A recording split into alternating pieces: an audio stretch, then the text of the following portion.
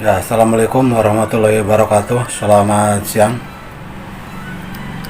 Pertama-tama, marilah kita panjatkan puji syukur kehadirat Allah Subhanahu wa Ta'ala bahwa kita telah diberikan kesehatan sehingga dapat mengikuti pelajaran-pelajaran yang akan diberikan oleh para guru.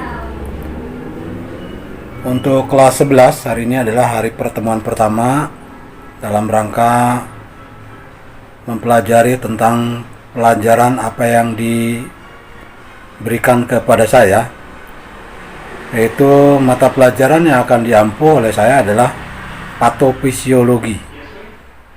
Jadi patofisiologi itu adalah kelanjutannya dari anatomi fisiologi. Apa itu patofisiologi?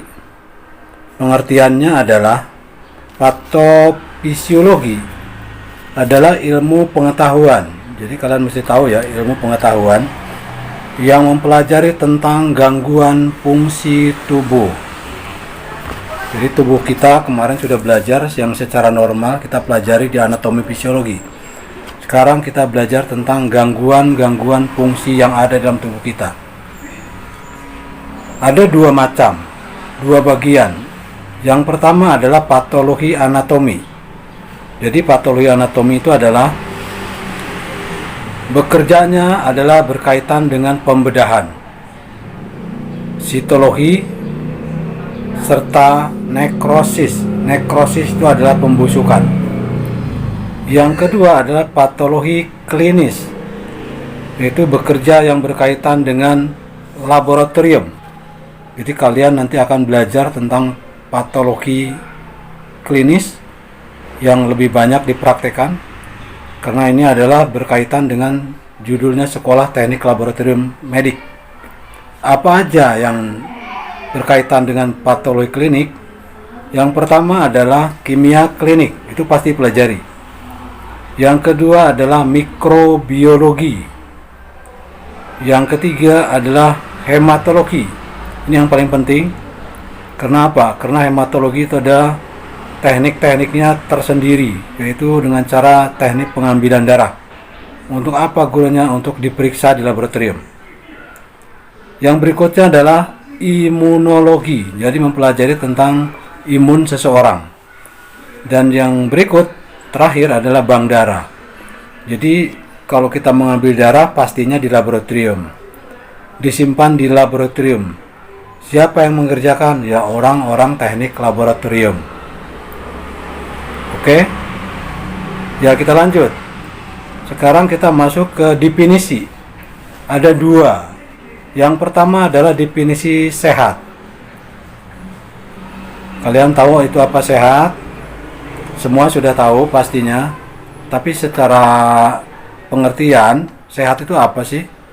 Sehat adalah suatu keadaan sejahtera badan, jasmani dan sosial, yang memungkinkan hidup produktif baik secara sosial maupun secara ekonomi.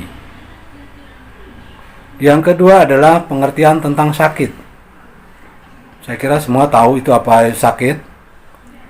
Sakit adalah keadaan yang disebabkan oleh hal yang tertentu, di mana hal tersebut dapat menimbulkan gangguan terhadap fungsi tubuh, atau yang disebut dengan sistem tubuh kita yang tadinya sehat masuk penyakit, maka itu akan terganggu fungsinya. Itu yang dimaksud dengan sakit. Ya, kita lanjut. Yang kedua atau B adalah jenis pemeriksaan penyakit. Jenis pemeriksaan penyakit di sini ada 6 macam yang harus kalian tahu. Karena nanti kalau bekerja di rumah sakit itu penting sekali. Apa aja jenisnya pemeriksaan penyakit? Ini adalah tahap-tahapannya ya. Yang pertama adalah anamnesa. Jadi anamnesa itu adalah tanya jawab antara petugas sama pasien atau keluarganya. Yang kedua adalah inspeksi. Jadi pemeriksaan inspeksi itu adalah pemeriksaan secara dilihat. Apanya sih yang merah, apanya sih yang putih, apanya sih yang bentol, itu dan sebagainya. Itu dilihat dulu. Yang ketiga adalah palpasi. Jadi palpasi itu adalah pemeriksaan dengan cara diraba. Misalnya meraba perut, meraba leher, meraba yang ada benjolan, itu adalah namanya palpasi. Dan yang berikut adalah perkusi. Biasanya kalau kita pernah diperiksa dokter ada yang disebut dengan reflex hammer. Kalau nggak ada reflex hammer biasanya dipakai dengan jari-jari tangan. Kalau kita jadi pasien biasanya diperiksa perutnya diketok-ketok, itu namanya palpasi. Ya, yang kelima adalah auskultasi, di mana pemeriksaan itu adalah dilakukan dengan cara mendengar. Pakai apa sih mendengarnya? Ya kalau di rumah sakit atau dokter biasanya menggunakan stetoskop. Dan yang terakhir adalah pemeriksaan penunjang atau sajang. Apa aja jenisnya? Yang pertama adalah pemeriksaan secara laboratorium. Apa aja yang diperiksa di laboratorium? Banyak ya. Ada darah, ada feses, ada dahak, dan lain sebagainya. Itu pasti yang meriksa kalian nanti kalau sudah bekerja. Yang berikutnya pemeriksaan penunjang adalah secara ronsen. Jadi ronsen itu adalah untuk menentukan penyakit yang diderita oleh pasien itu sendiri. Apa contohnya? Orang kalau misalnya patah tulang, maka harus di ronsen. Jenis patah tulang bermacam-macam, ada yang komplit, ada incomplete. Itu contoh ya. Itu yang dimaksud dengan jenis pemeriksaan penyakit. Ya, yang berikut adalah diagnosa penyakit. Jadi kalian nanti menentukan diagnosis itu ada dua macam. Apa aja sih? Yang pertama adalah diagnosis, saya ulangi ada 3 macam. Yang pertama adalah diagnosis klinis. Diagnosis klinis adalah diagnosis yang berdasarkan dengan gejala. Gejalanya apa? Ya orang kalau sakit panas kan yang merasakan pasiennya sendiri. Itu adalah gejala, berdasarkan gejala. Yang kedua adalah diagnosis diferensial. Artinya gejala yang tampak, bukan yang dirasakan aja, yang tampak. Kalau kita misalnya alergi, berarti apa sih alergi? Oh berarti bentol-bentol itu berarti tampak, kelihatan. Kalau misalnya kita lihat orang sakit mata, apa sih kelihatannya? Merah. Nah itu berarti juga sakit mata. Tapi apa? Diagnosisnya belum pasti, penyebabnya belum pasti. Yang ketiga adalah diagnosis tentatif. Yang mesti diingat ya, ada 3. Tentatif adalah diagnosis sementara yang tampak dari gejala yang ada. Jadi dari gejala yang ada tanpa penyakit. Itu ada yang maksud dengan tentatif. Jadi saya ulangi, ada 3 diagnosis penyakit. Yang pertama diagnosis klinis, yang kedua diagnosis diferensial, yang ketiga adalah diagnosis tentatif. Itu pengertiannya tadi sudah saya sampaikan. Setelah kita diperiksa pasien, biasanya adalah ada hal-hal yang harus ditentukan oleh seorang dokter spesialis. Bagaimana cara menentukan? Cara menentukan penyakit adalah berdasarkan hasil laboratorium dan lain-lain. Ada beberapa jenis namanya prognosa atau yang disebut dengan ramalan penyakit. Jadi penyakit itu juga bisa diramal ya. Antara lain di sini ada disebutkan ada 8 macam prognosa penyakit. Yang pertama adalah prognosa Bona. Adalah ramalan yang menunjukkan penyakit itu akan baik. Yang kedua adalah prognosa Mala. Jadi mesti diingat ya. Prognosa Mala adalah ramalan yang menuju ke arah buruk. Jadi ada baik, ada buruk. Yang ketiga adalah prognosa Pesima. Jadi pesima itu pesimis. Artinya prognose yang meramalkan buruk sekali. Jadi ada buruk sekali nanti. Yang keempat adalah prognosa dubia et bona. Ini adalah ramalan penyakit yang ragu-ragu cenderung membaik.